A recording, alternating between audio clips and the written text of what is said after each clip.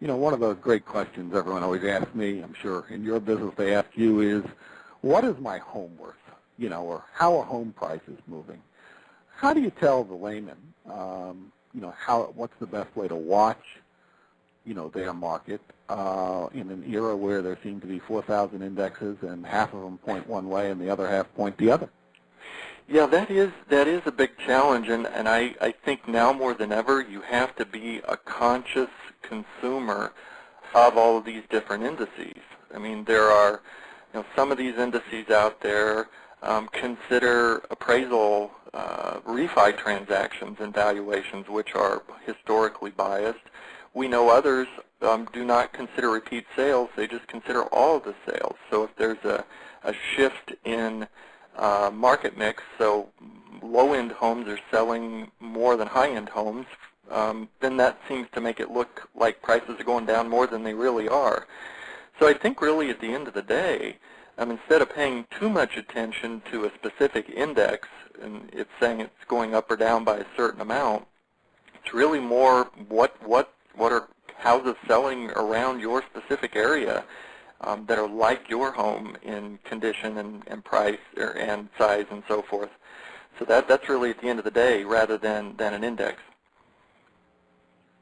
And because the great question, the next one often people have, and I'll make it my last for this interview, is the great risk of a double dip, whether it's a double dip for the national economy or for real estate. What's the Veros handle on the risks of us sliding back into another funk malaise recession, particularly on the real estate price realm? Do you guys sort of factor that risk into your equation?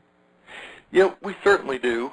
We look at a variety of predictor variables that forecast the house price changes. Unemployment rates, interest rates, inflation, seasonality effects, inventory of homes, affordability indices, etc. And we always want to make sure that we have the best forecast of those into the future. If we have some sort of unknown exogenous event that happens that would cause, say, unemployment to dramatically go up, that could, of course, cause a double dip. But we right now don't really see that happening. We see just a gradual improvement in the economy, a gradual and slow march back to normalcy over the next several years. And if that's the case, we see a slow return to normal appreciation in the future. So that's really what we expect. It's not out of the realm of possibility that something more severe could happen, but we don't anticipate that. So definite another year of relatively soft conditions, nothing as severe as we've seen over the past year or two, and then things improving, albeit slowly, in that 1 to 2 year future time frame. Well, Eric, thank you for your time.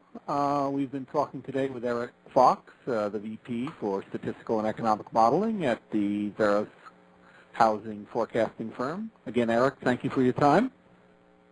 All right. Thank you for having me. And thank you for listening. You've been listening to Lansner on Real Estate.